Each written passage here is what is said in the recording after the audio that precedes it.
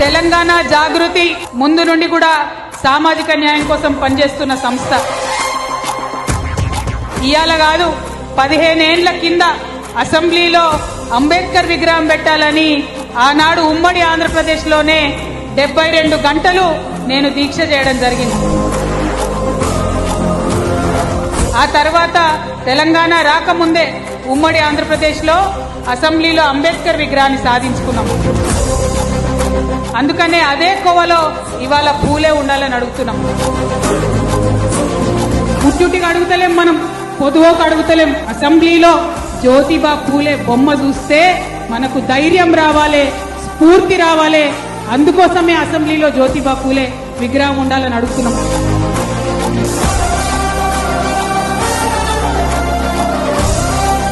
April 11వ తారీఖు నాడు వారి జయంతి ఉన్నది.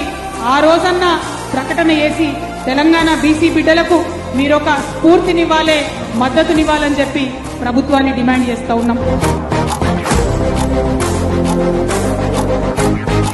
మరి ప్రభుత్వం దిగి వచ్చి పూలే విగ్రహం అసెంబ్లీలో ఇప్పుడు కాదు కానీ ట్యాంక్ బండ్ మీద పెడతామని ఇవాళ పూలే జయంతి సందర్భంగా ప్రకటించడం జరిగింది. తెలంగాణ సీఎం రేవంత్ రెడ్డి ఇక పూలే జయంతి రోజున ఒక కీలక నిర్ణయం కూడా తీసుకున్నారు. లేక్ వ్యూ పార్క్ లో పూలే విగ్రహం ఏర్పాటుకు నిర్ణయం తీసుకున్నారు.